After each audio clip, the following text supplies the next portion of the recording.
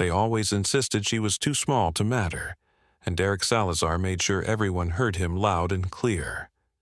28-year-old Sergeant Elena Ward stood absolutely still in the middle of the combatives' ring at Fort Redwood's Maneuver Center of Excellence, her ACU already soaked through with sweat, while 3 male soldiers prowled around her like hunters studying something they couldn't quite figure out. To them, she was just a compact woman, barely 5'4", who had somehow ended up in their modern Army Combatives Level 4 instructor course, a mystery they were eager to expose. What none of them noticed was the tiny dragon-shaped tattoo hidden on her inner wrist, a mark carrying a history they'd never believe even if she told them. Salazar rolled his shoulders and stepped forward, determined to prove she didn't belong here, unaware that in just a few minutes he'd be flat on his back, staring up at the blazing sky and questioning what exactly he'd tried to take on. The afternoon heat pressed down on the red clay training yard behind Building 4, making the air thick while sunlight bounced off tin roofs and the sharp scent of pine and sweat mixed into the dust. The ring, a 20-foot square of packed earth framed by old railroad ties, sat in front of faded bleachers where a handful of soldiers watched with skeptical eyes and crossed arms.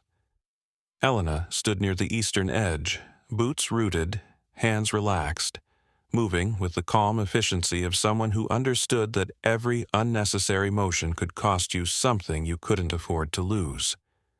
Her dark hair was pulled tightly back, revealing defined cheekbones and a thin scar cutting through her left eyebrow, the kind of mark earned, not chosen. She had the build of a long-distance runner more than a fighter, and men always made assumptions about that. Her uniform showed years of field wear, sleeves rolled sharp to mid-forearm, and that small dragon tattoo on her right wrist stayed mostly hidden unless she intentionally let someone see it. Sometimes her thumb would brush over it for a heartbeat like a quiet reminder. Staff Sergeant Marcus Reed waited just outside the ring, clipboard in one hand, chewing gum with the bored focus of someone who'd been doing this too long to be fooled easily. With over 2 decades in uniform and multiple deployments behind him, he could tell when a soldier didn't fit the file in front of him.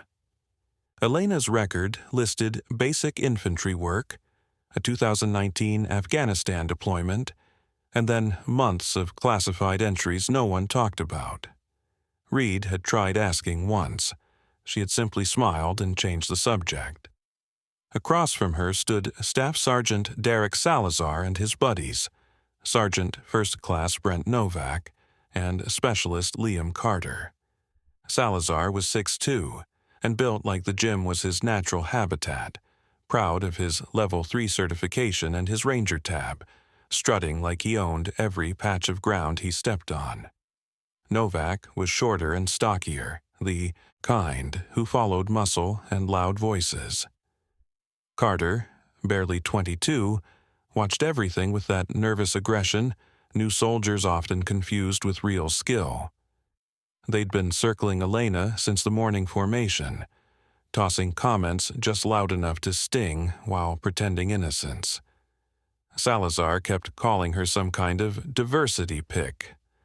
Novak laughed at every jab, and Carter stared like she was a wild animal he hoped someone else would cage first. Reed checked the time and looked to Elena.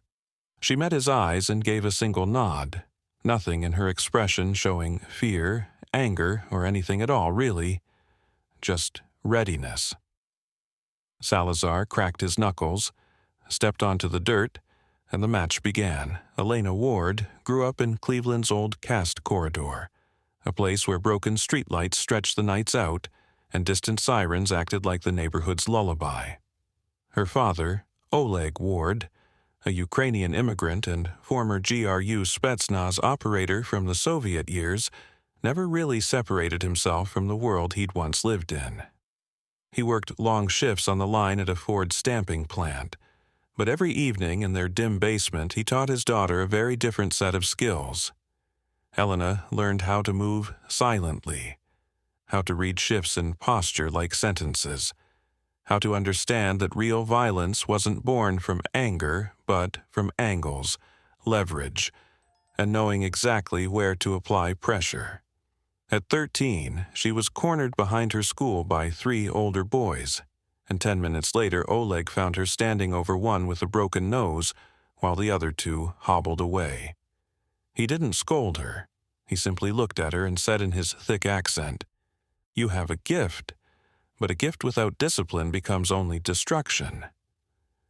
Wanting more than to live in her father's shadow, she enlisted as an 11B infantry soldier.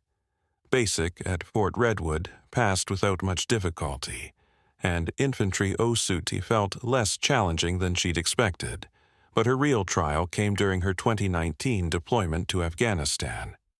She was attached to a standard infantry unit handling security patrols in Kandahar, and after 6 months her platoon was tasked with providing outer security for a female engagement team conducting assessments near the Pakistani border.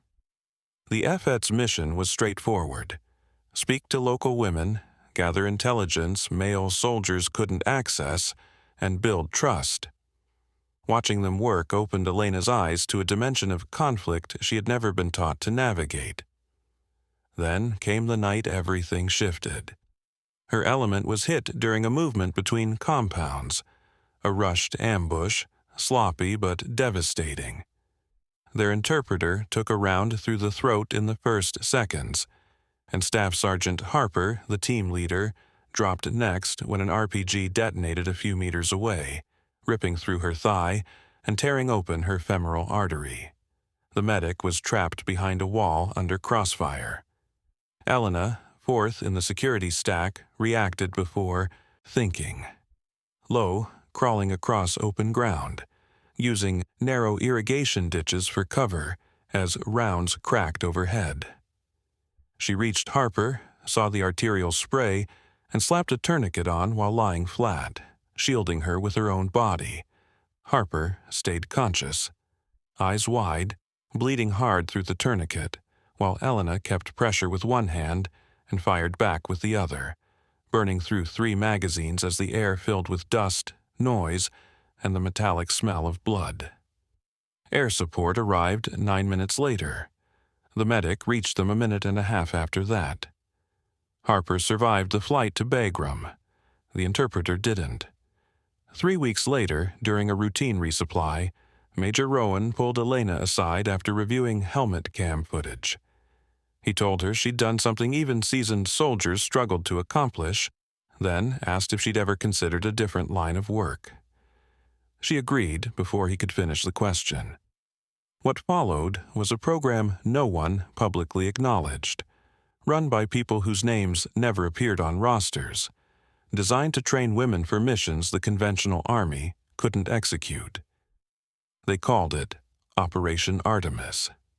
Meanwhile, Staff Sergeant Derek Salazar wasn't inherently incompetent. He'd earned his rank, his deployment to Iraq in 2017, and his Ranger School tab in 2018.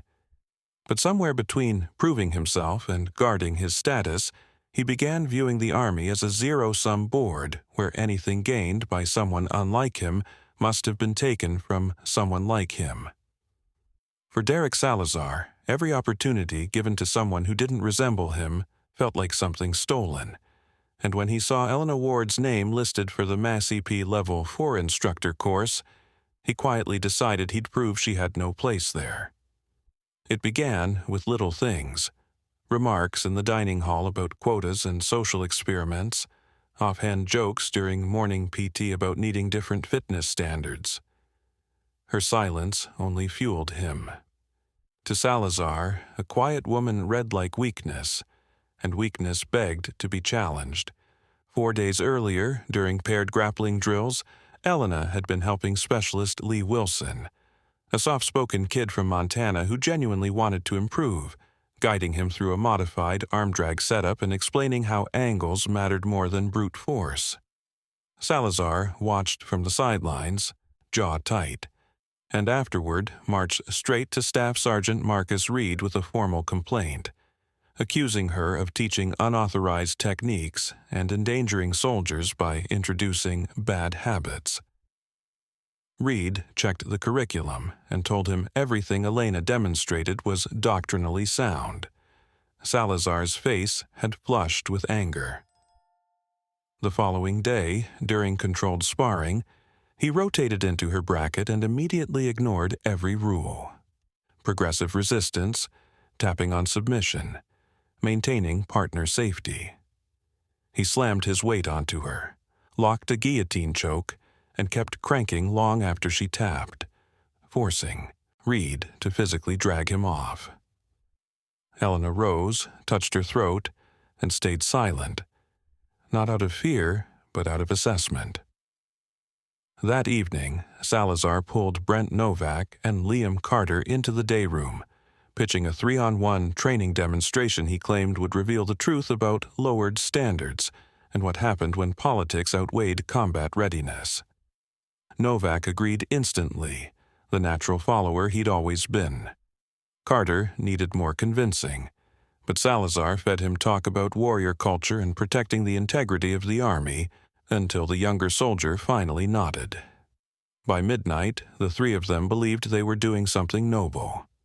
Reed should have shut the idea down immediately. An authorized 3-on-1 match was a guaranteed career ender, but Salazar had allies among senior NCOs, men who shared his mindset, and Reed, 38 with 17 months left until retirement, felt the pressure. He approved it with strict limitations, controlled techniques only, immediate stop on any tap, and he'd act as primary safety officer. Word spread quickly, splitting the rest of the course. Some thought the whole setup was ridiculous. Others were morbidly curious. Rumors swirled about Elena, about the blanked-out periods in her record, about what they supposedly meant. Wilson approached her the night before and gently said she didn't need to go through with it, that she could file an EO complaint instead. She simply thanked him and told him she'd be all right.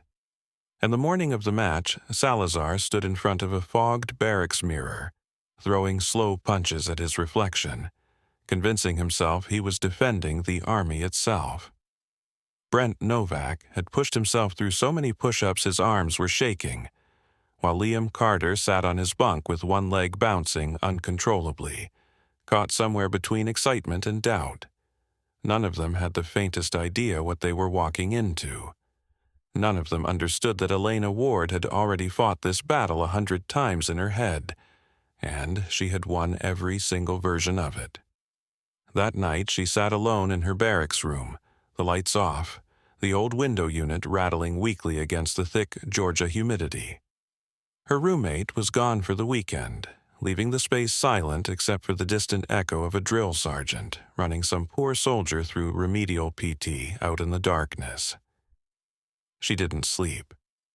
Instead, she sat on the edge of her wall locker, elbows resting on her knees, staring at the small wooden box she normally carried in her cargo pocket.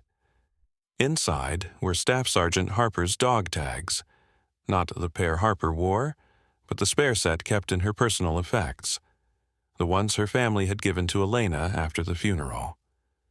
Regulations were clear about such things, but Harper's mother hadn't cared. She'd pressed them into Elena's hand and said, "You kept my daughter alive when everyone else froze. These belong with you." The tags always felt heavier than metal should. Elena's thoughts drifted back to Operation Artemis, the classified training pipeline that had taken 12 women from regular units and shaped them into something different. Not special operators in the traditional sense, but specialists whose gender gave them access to places no male soldier could go.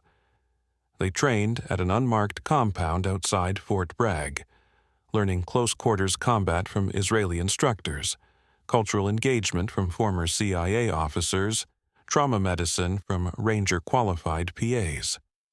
The course lasted 8 grueling months. 7 women quit, 4 were cut, and 12 graduated. Each earned the same small dragon tattoo on her inner wrist, the symbol of Artemis, the quiet badge of completion. The program's motto was simple: invisible until necessary, undeniable when revealed. But a year and a half ago, budget politics killed the program. A congressional committee questioned funding for projects that couldn't be publicly acknowledged, and Artemis disappeared overnight. Its graduates were quietly reassigned, their records scrubbed clean, their instructions simple: never talk about it. Elena watched the official recognition vanish, but the skills never left her. She closed the wooden box, slipped it back into her pocket, and controlled her breathing with the deliberate steadiness drilled into her during stress inoculation. She felt no anger toward Derek Salazar. Anger wasted energy. She understood him. He was scared, clinging to an identity built on feeling superior rather than simply being competent. Tomorrow wasn't about revenge. It was about teaching a lesson. She stretched slowly, checking each muscle like a pilot running through pre-flight checks. No injuries, no hesitation, just readiness. Outside, the Georgia night stuck to the windows like a heavy blanket, and somewhere across Post Salazar was probably psyching himself up, convincing himself he was defending something noble. Elena brushed her fingers over the little dragon tattoo once, then shut off the light and lay back on her rack. She'd be fine. She was always fine. The formation gathered at 1400 hours, the hottest moment of the Georgia afternoon. Word had spread quickly. Soldiers with no reason to be there found excuses to wander past the training area, leaning against the fence to watch.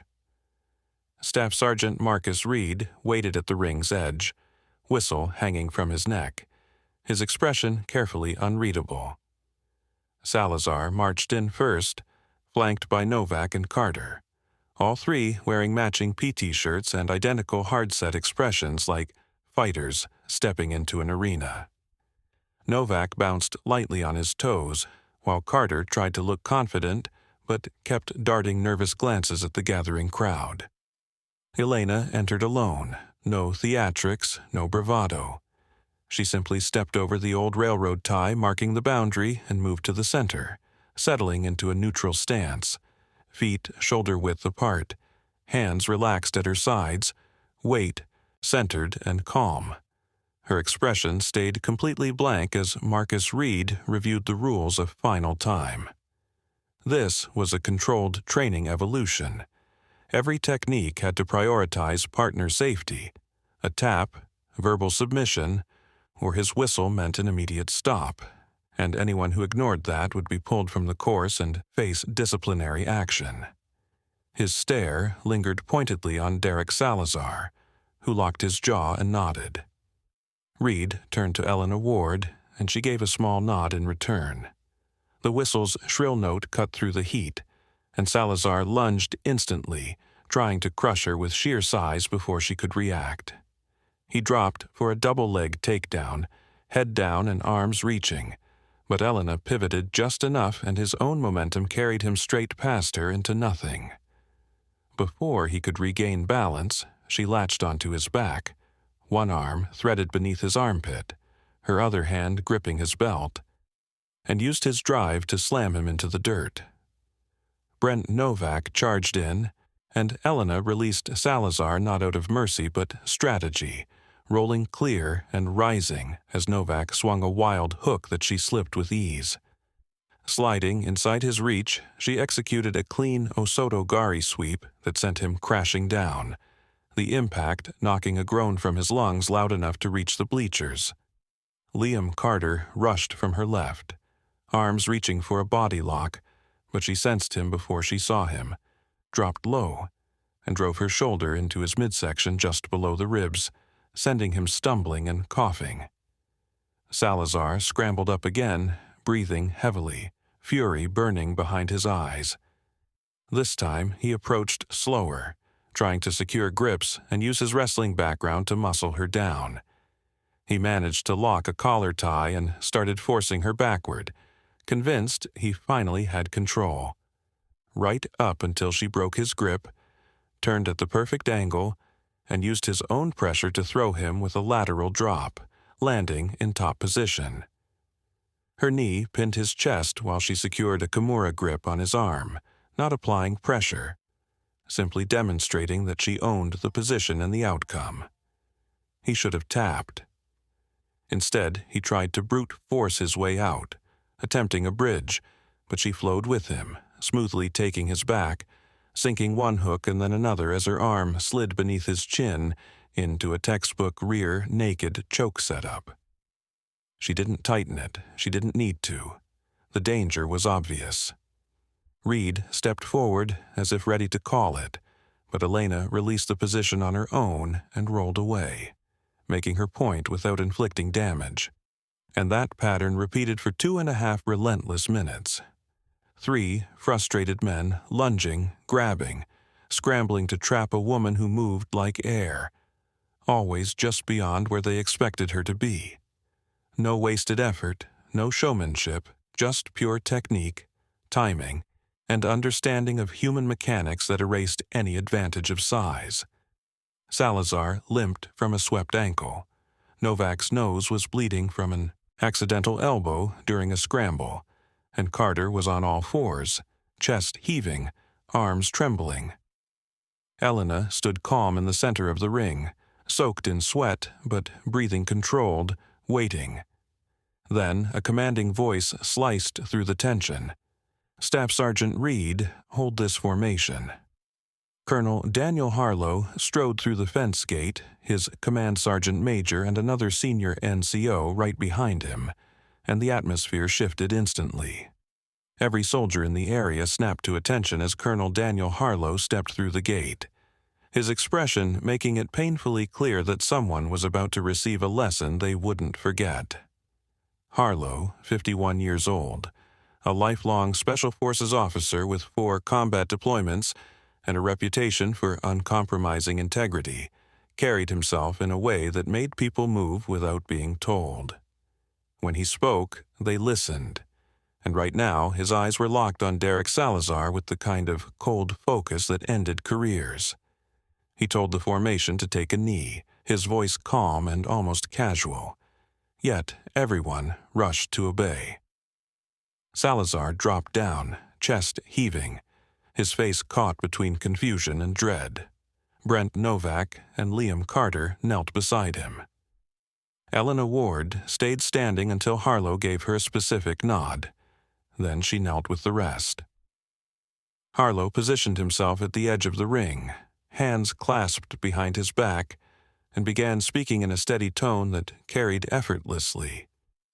He explained that he'd been monitoring the combatives course all week because the maneuver center commander had received an official complaint claiming a soldier in the course didn't meet the required standards. He'd reviewed the complaint personally, examined the complainant's training records, observed multiple sessions, and spoken with several experts. He paused, letting the weight of that settle. Then he said he'd taken a particular interest in today's training evolution, a 3-on-1 demonstration that, while technically authorized, was a significant departure from standard doctrine. He'd watched 3 soldiers attempt to overpower one opponent purely through numbers, and he'd watched all 3 fail completely. Then he asked a simple question. Did anyone there know what Operation Artemis was? The formation went silent, full of blank, confused stares. Salazar frowned, clearly clueless. Harlow explained that the Department of Defense had created a classified program designed to develop a specialized cadre of female soldiers capable of accessing environments and populations that male soldiers simply could not. The program pulled combat-proven women from across multiple MOS fields, put them through selection standards on par with special operations preparation, and trained them intensively in close-quarters combat, intelligence gathering, and high-threat cultural engagement. It ran for 32 months before political pressure and shifting budgets shut it down. 12 women graduated, each receiving a small dragon-shaped mark, the symbol of Artemis, subtle by design to protect operational security, yet representing completion of one of the toughest pipelines the Army had ever created for women. Harlow turned his full attention to Elena. Then, speaking clearly enough for every person present to hear, he laid out her operational summary.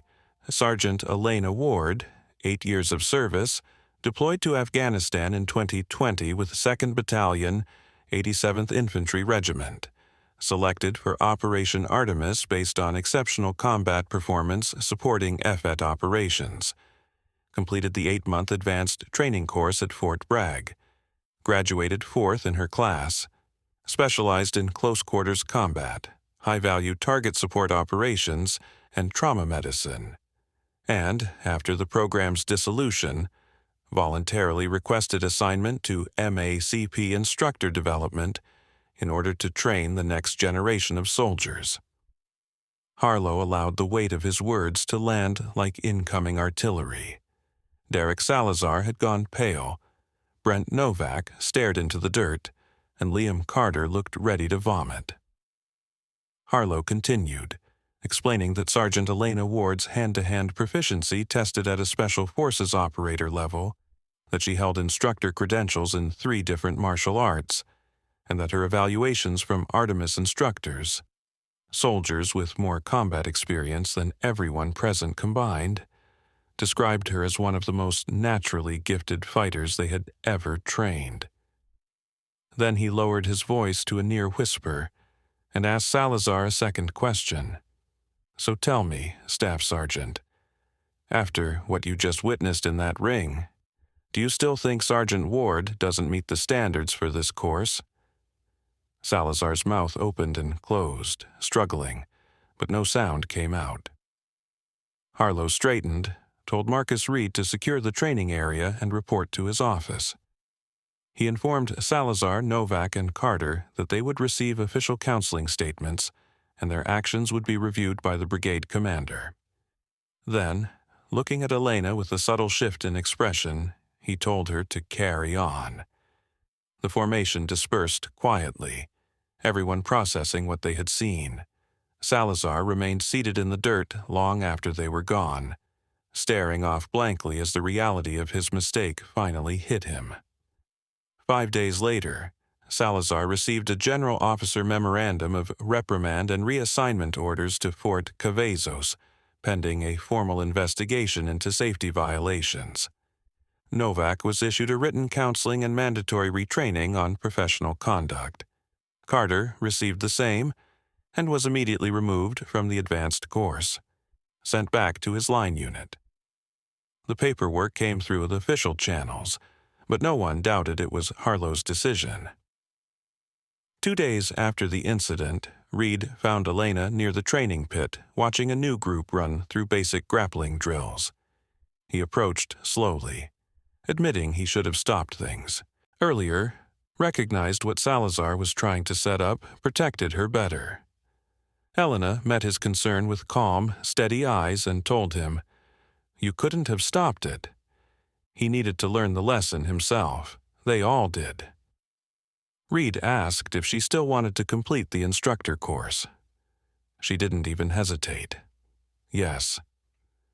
The following Monday, she stood before a formation of 23 soldiers starting their Level 3 certification. She never mentioned the match or her background. She simply demonstrated a clean hip throw from a collar tie position and asked for volunteers. Specialist Wilson immediately stepped up, followed by a staff sergeant who had watched the fight, then another soldier. And before long, the whole class was eager, asking questions, listening closely, treating her exactly as she was, a professional teaching her craft. After training, Wilson caught up to her near the gear cage and carefully asked if what Colonel Harlow revealed about Operation Artemis was true. Elena studied him for a moment, then slid up her right sleeve to reveal the small dragon tattoo on her wrist. "The program doesn't exist anymore," she told him. "But what it gave us does. If you're serious about learning, I'll teach you, not because you're special, because you're willing." Wilson nodded, respect and awe mixing on his face. That evening, Elena sat in her room with the door open for fresh air, methodically cleaning her boots the way her father taught her decades ago. Harper's dog tags rested on the wall locker, catching the last bit of sunset. She thought of the other 11 Artemis graduates scattered across the world, each carrying the same mark, the same skills, and the same quiet burden of being too capable for others to believe. She didn't know where they all were now, but she knew they were out there teaching, leading, proving the same lesson again and again. Elena brushed her fingertips over the dragon tattoo once, then returned to her boots. Tomorrow, she'd train another class. The day after that, another. The work continued, silent, vital, whether anyone understood it or not. The dragon remained balanced,